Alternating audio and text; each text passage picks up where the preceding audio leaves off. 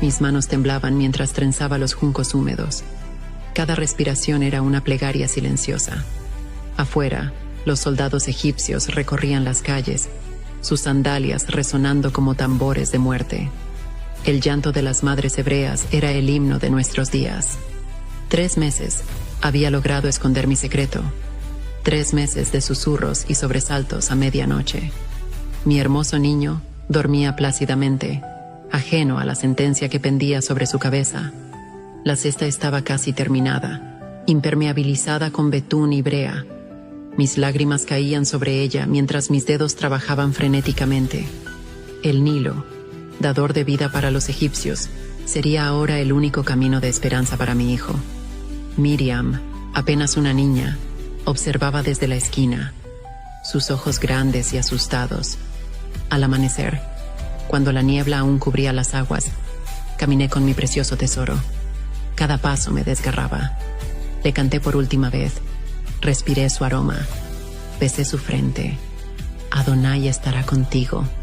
Susurré mientras lo depositaba en su frágil embarcación. La cesta comenzó a flotar, meciéndose entre los juncos.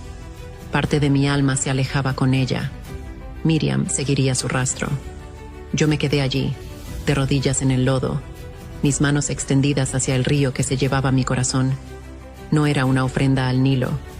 Era un acto de fe desesperada en el único Dios verdadero. Si mi hijo moría, al menos no sería atravesado por la lanza de un soldado. Si vivía, sería por voluntad divina. Mi nombre es Jocabed, y esta es mi historia. Mi vida está narrada brevemente en el libro de Éxodo, capítulos 2 y 6.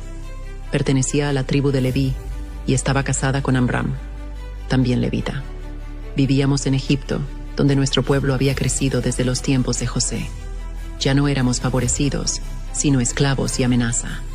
El nuevo faraón había ordenado que todos los varones hebreos recién nacidos fueran arrojados al Nilo. Ya teníamos 2 hijos, Miriam y Aarón, pero cuando quedé embarazada por tercera vez, el decreto estaba en vigor. Cada día de mi embarazo fue mezcla de gozo y terror. Cuando escuché el primer llanto, supe que era un varón, un hermoso varón. «Es perfecto», murmuró la partera, arriesgando su vida al desobedecer la orden real. Amram y yo intercambiamos miradas. Sin palabras, decidimos, no entregaríamos a nuestro hijo.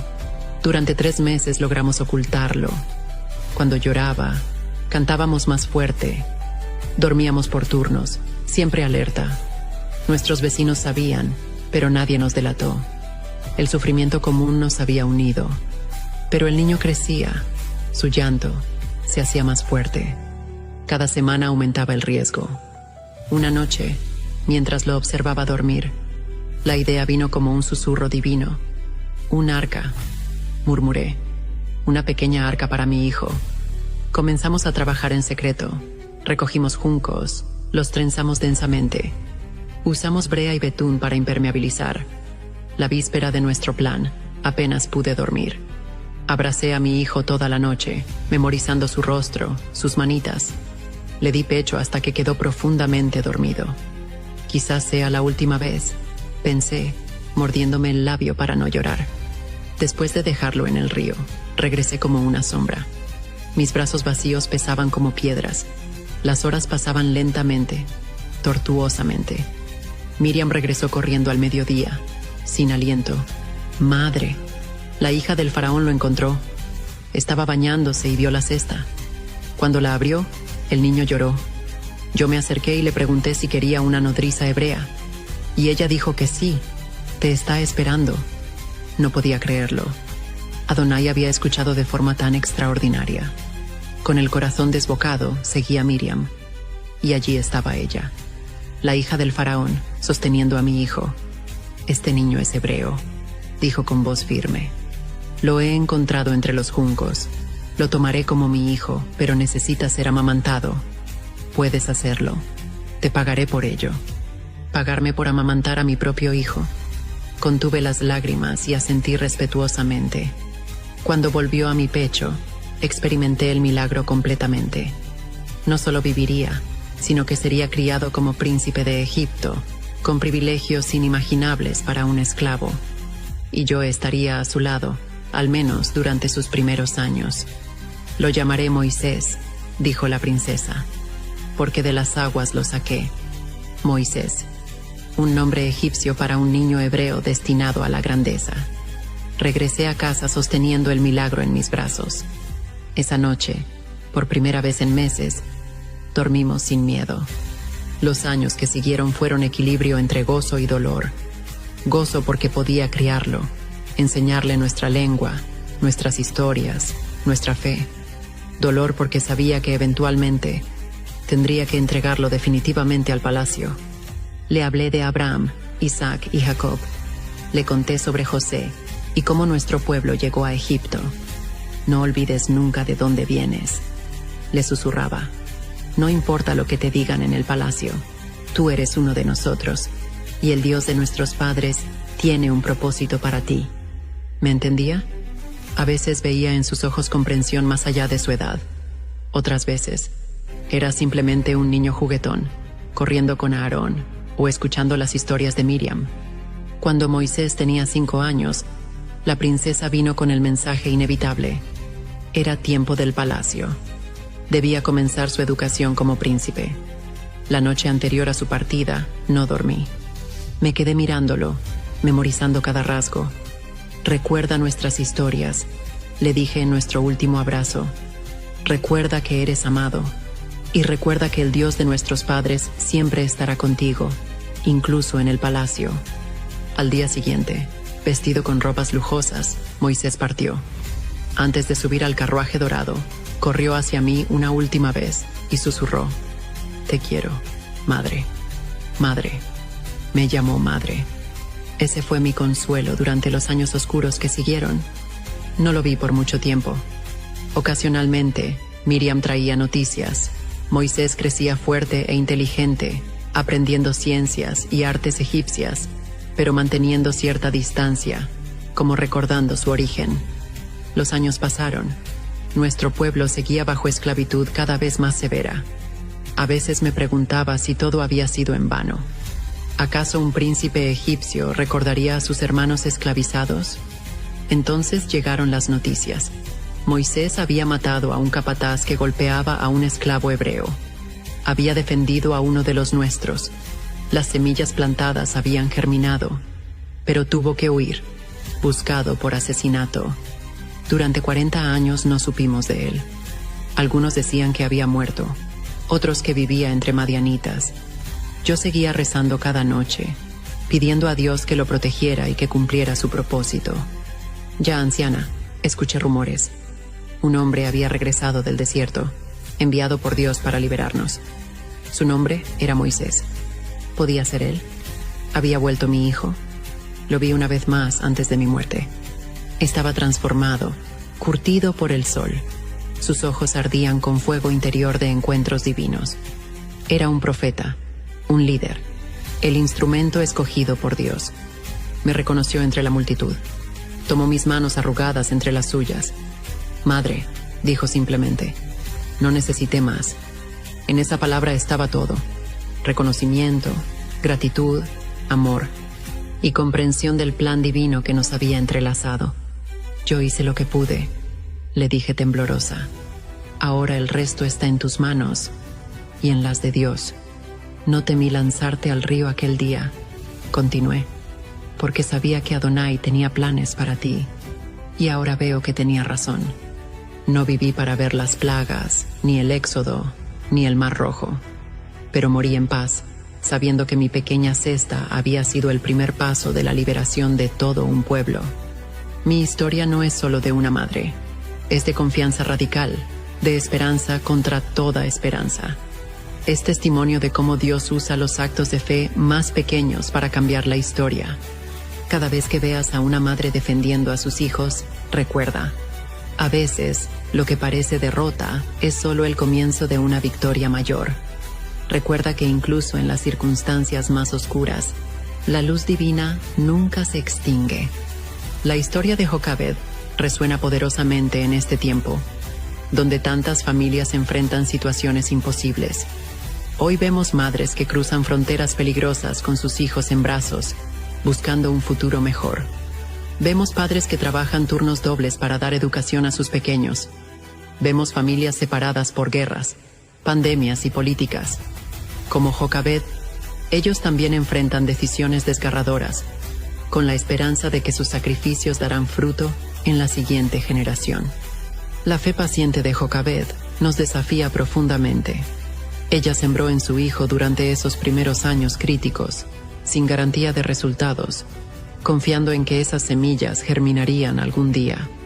¿Cuántos de nosotros estamos dispuestos a invertir años en algo sin resultados visibles inmediatos?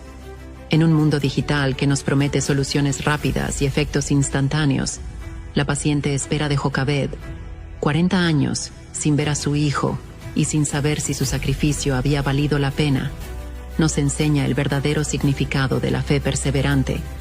Quizás la lección más poderosa de Jocabed para nosotros hoy es que ella nos muestra que el acto supremo de fe es soltar, entregar, confiar. Cuando puso a su hijo en esa frágil canasta sobre el Nilo, literalmente entregó lo que más amaba al cuidado de Dios. Su historia nos recuerda que nuestros esfuerzos por controlarlo todo son, en última instancia, una ilusión. Las verdaderas transformaciones, los verdaderos milagros, comienzan cuando tenemos el valor de abrir nuestras manos y confiar. Queridos amigos, gracias desde lo más profundo por haber escuchado esta historia. A veces, cuando todo parece imposible, es cuando Dios está trabajando más poderosamente. Si esta narración ha tocado tu corazón, te invito a darle me gusta a este video. Suscríbete y activa la campanita para recibir más historias bíblicas contadas desde una perspectiva personal y profunda. Comparte en los comentarios una declaración como: mi fe transforma lo imposible en milagros poderosos. Esta puede ser tu promesa en tiempos difíciles. Por favor, comparte esta historia con quienes necesiten recordar que incluso las situaciones desesperadas pueden transformarse en testimonios de la fidelidad de Dios. Hasta la próxima. Bendiciones.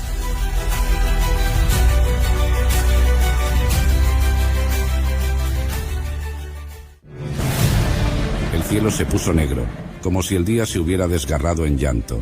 En el monte del Calvario, Jesús colgaba de una cruz hecha de madera áspera, tan cruel como el rechazo del mundo.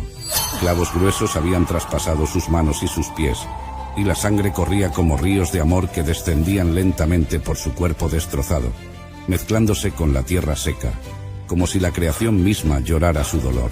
Su pecho subía y bajaba con un esfuerzo desgarrador. Cada respiro era una batalla, cada suspiro era un eco de compasión eterna. Abajo, María, su madre, estaba firme. No gritaba, no se desmayaba, solo dejaba que las lágrimas corrieran por su rostro como un río interminable. Su corazón era un mar de amor quebrantado, pero su fe seguía intacta. Los soldados romanos, con rostros endurecidos por la rutina de la guerra, reían y echaban suertes, sin entender que estaban presenciando la escena más sagrada de todos los tiempos. El aire olía a sudor, sangre y madera vieja.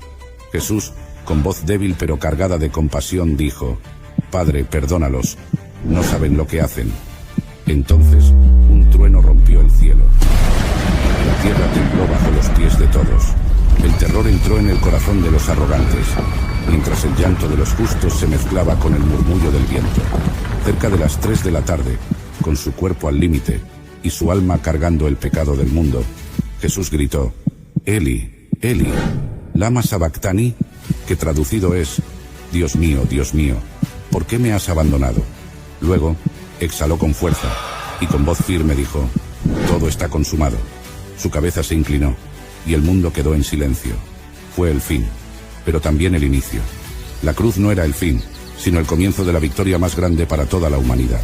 Esta es la historia de Jesús de Nazaret, la historia más impactante que jamás verás. Todo comenzó 7 días antes. El sábado antes del Domingo de Ramos, Jesús estaba en Betania, una pequeña aldea rodeada de colinas, a las afueras de Jerusalén. En la casa de Simón, un hombre que Jesús había curado de lepra, había una cena especial. El ambiente era cálido y acogedor, lleno de conversaciones y risas. Jesús estaba sentado a la mesa con sus discípulos y con Lázaro, el mismo hombre que había devuelto a la vida pocas semanas antes. De repente, María, la hermana de Lázaro, entró con un frasco de perfume muy costoso. Sin decir palabra, se acercó a Jesús y comenzó a derramar el perfume sobre sus pies, llenando toda la casa con su dulce aroma. Usó su propio cabello para secarlos, en un gesto de amor y humildad que conmovió a todos los presentes. Algunos discípulos se quejaron, diciendo que era un desperdicio y que el perfume podría haberse vendido para ayudar a los pobres. Pero Jesús defendió a María. «Déjenla en paz», dijo. «Ha hecho algo hermoso por mí. A los pobres siempre los tendrán con ustedes, pero a mí no siempre me tendrán». En ese momento, pocos entendían que Jesús estaba anunciando su muerte cercana. María, sin embargo, parecía sentir en su corazón lo que estaba por venir y quería honrarlo mientras podía. Afuera de la casa, la noticia de que Jesús estaba en Betania se había extendido rápidamente. Muchos vinieron no solo para verlo a él, sino también para ver a Lázaro, el hombre que había resucitado. Los líderes religiosos, al enterarse de esto, comenzaron a planear cómo matar también a Lázaro, pues por causa de él muchos ahora creían en Jesús. El sol brillaba con fuerza cuando Jesús se acercaba a Jerusalén al día siguiente. Las calles estaban llenas de gente que había venido a celebrar la Pascua. Todos habían oído hablar de este maestro, que sanaba enfermos y hacía milagros. La emoción se sentía en el aire. Antes de entrar en Jerusalén, Jesús les pidió a sus discípulos que le trajeran un burrito para montar. No quería entrar como un rey poderoso en un caballo, sino con humildad. Mientras él avanzaba por el camino que bajaba del Monte de los Olivos, la gente comenzó a reconocerlo. Cortaban ramas de palma y las ponían en el camino. Otros extendían sus mantos en el suelo para que el burrito pisara sobre ellos, como se hacía para recibir a un rey. «¡Hosana!», gritaba la multitud con alegría. «Bendito el que viene en el nombre del Señor. Hosana al Hijo de David. Bendito el Rey de Israel». Los niños cantaban y corrían alrededor. Era una gran fiesta, pero en medio de toda esa alegría, Jesús sabía algo que los demás no. Muchos de los que ahora lo alababan, pronto pedirían su muerte. Cuando llegó cerca de la ciudad, Jesús miró a Jerusalén y lloró por ella. «Jerusalén, si tan solo supieras lo que te traería paz», dijo con tristeza, sabiendo que grandes sufrimientos vendrían sobre la ciudad en el futuro. Algunos fariseos entre la multitud le dijeron a Jesús que callara a sus seguidores. «Si ellos se callan», respondió Jesús, «las piedras hablarán». Nada podía detener lo que estaba escrito que sucedería. Al entrar en Jerusalén, toda la ciudad se conmovió. «¿Quién es este?», preguntaban muchos. «Es Jesús, el profeta de Nazaret de Galilea», respondían otros. Su nombre estaba en boca de todos. Al día siguiente, Jesús fue al templo de Jerusalén. Al ver cómo algunos habían convertido la casa de Dios en un mercado, se llenó de justa indignación. Volteó las mesas de los que cambiaban dinero y las sillas de los que vendían palomas para los sacrificios. «Está escrito», dijo con voz firme, «mi casa será llamada casa de oración, pero ustedes la han convertido en cueva de ladrones». Los ciegos y los cojos se acercaban a él en el templo, y él los sanaba. Los niños seguían cantando, «Hosana al Hijo de David». Los líderes religiosos estaban furiosos al ver los milagros y oír a los niños, pero Jesús les recordó las palabras de las Escrituras: «De la boca de los niños ha sacado la alabanza perfecta». Durante los días siguientes, el martes y miércoles, Jesús enseñó sin descanso. Con parábolas reveladoras, denunció la hipocresía de los fariseos y habló del reino de Dios con palabras que traspasaban corazones. Contaba historias sencillas llamadas parábolas que tenían significados profundos. Hablaba del reino de Dios como un tesoro escondido en un campo, como levadura que hace crecer toda la masa, como una perla de gran valor. Pero los líderes religiosos no estaban contentos. La tensión crecía. Este maestro de Galilea atraía demasiada atención, y sus palabras cuestionaban su autoridad. Le hacían preguntas difíciles para tratar de atraparlo en algún error. Preguntas como, ¿es correcto pagar impuestos al César? O, ¿cuál es el mandamiento más importante? Y los cuestionamientos llegaban al punto de preguntarle al Señor, ¿y tú, ¿con qué autoridad haces estas cosas? Jesús siempre respondía con sabiduría, dejándolos sin palabras. Esto los enfurecía aún más, y comenzaron a planear seria y secretamente cómo deshacerse de él.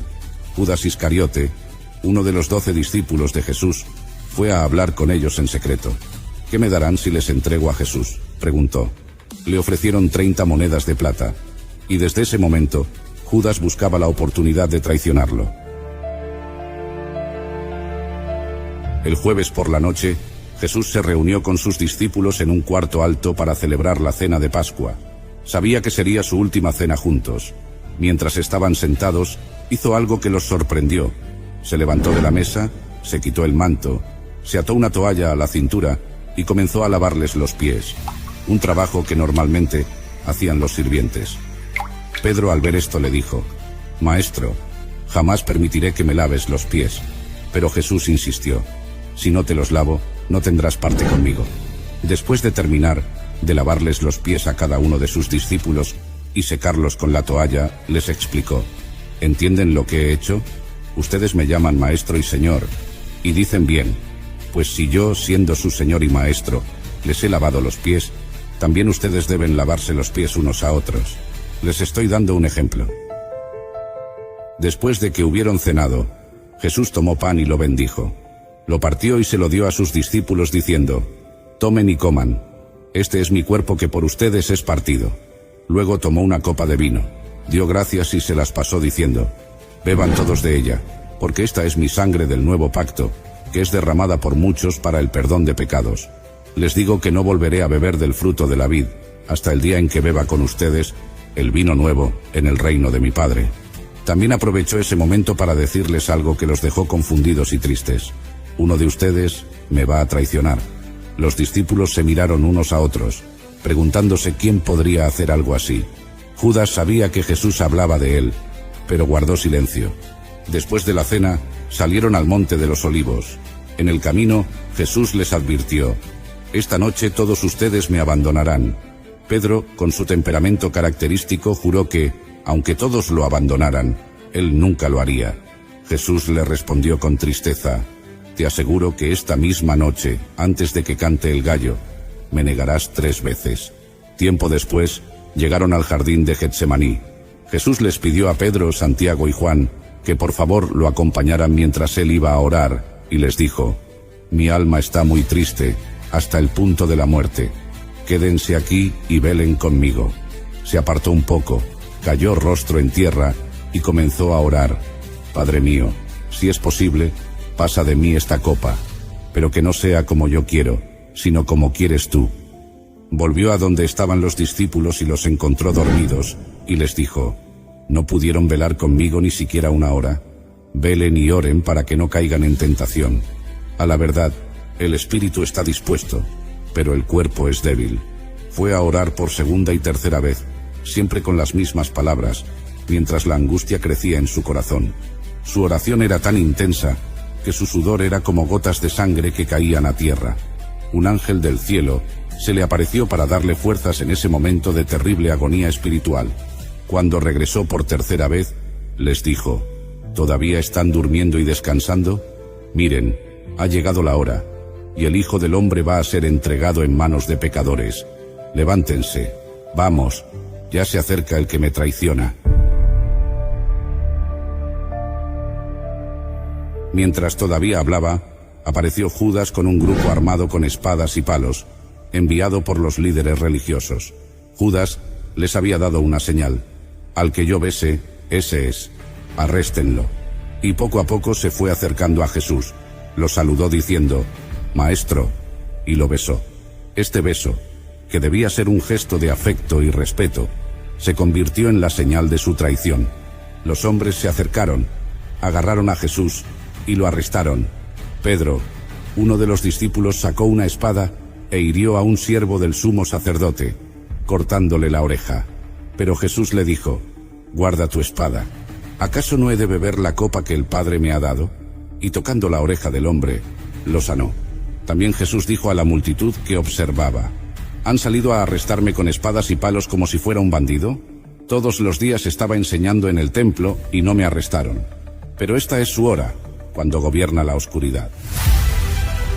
De repente, todos sus discípulos lo abandonaron, sus amigos huyeron.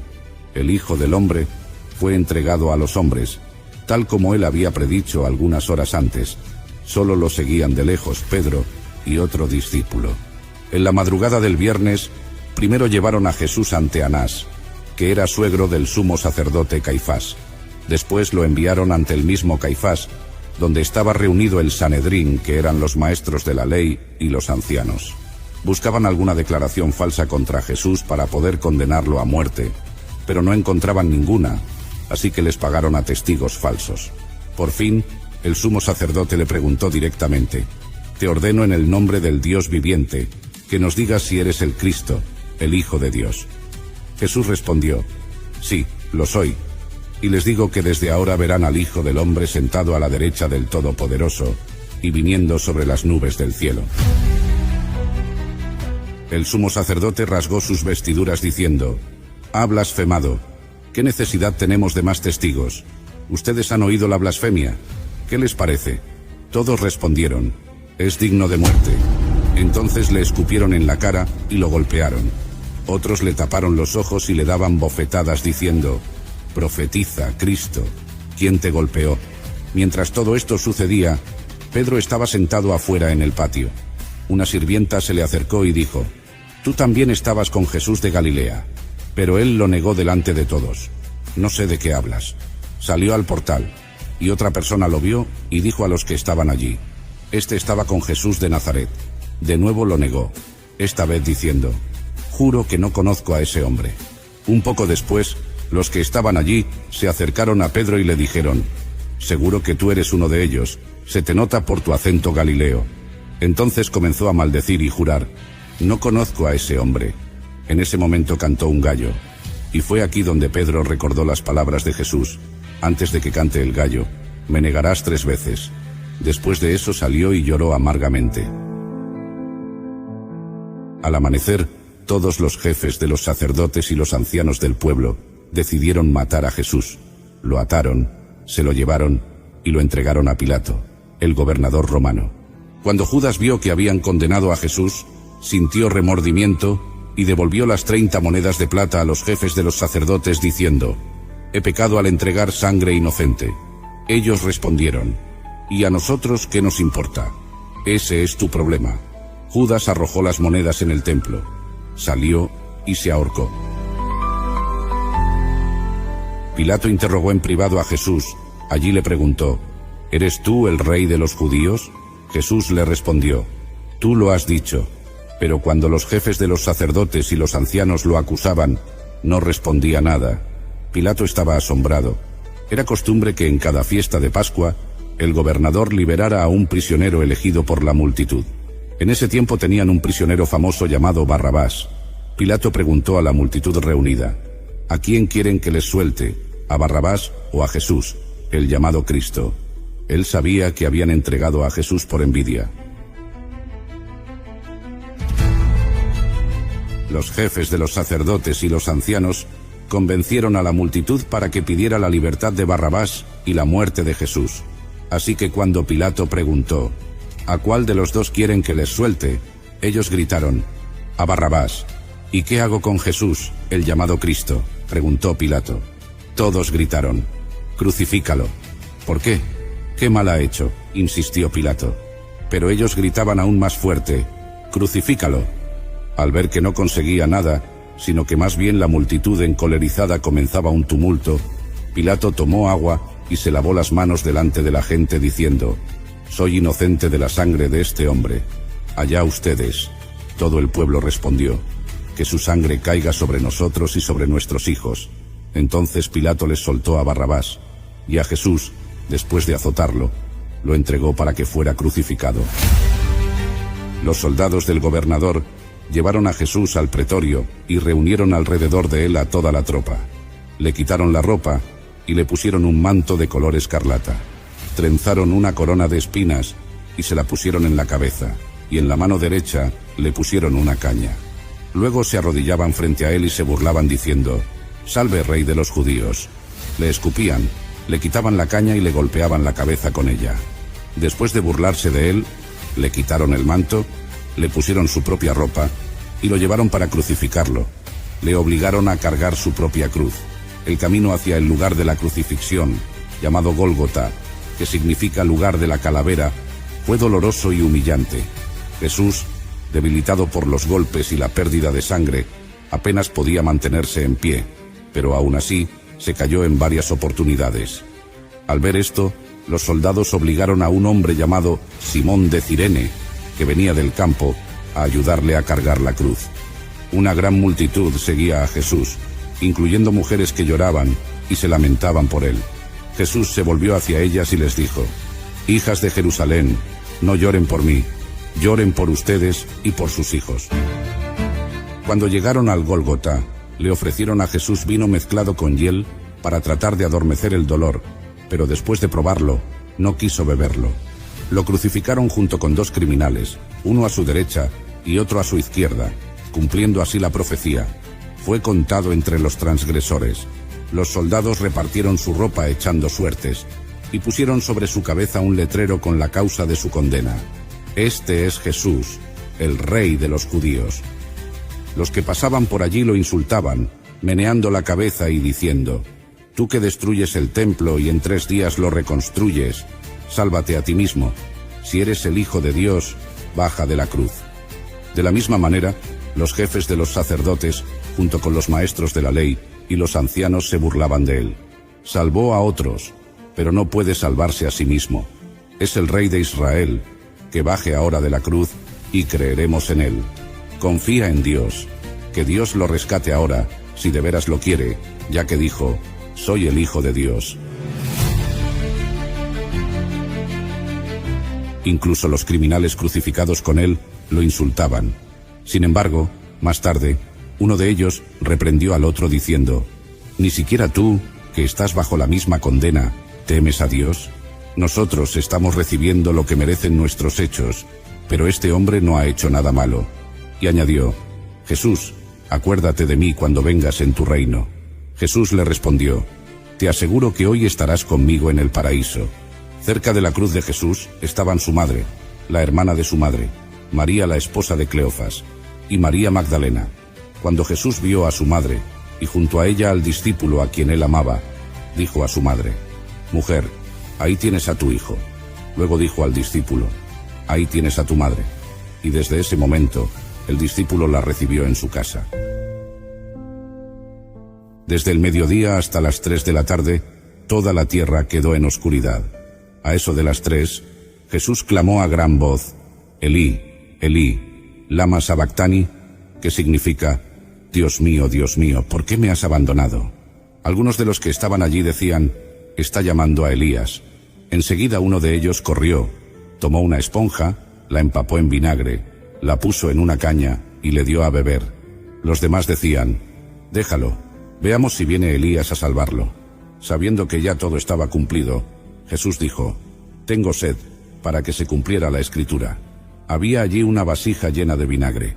Así que empaparon una esponja en el vinagre, la pusieron en una caña y se la acercaron a la boca. Después de beber el vinagre, Jesús dijo: «Todo está cumplido». Luego exclamó con voz fuerte: «Padre, en tus manos encomiendo mi espíritu».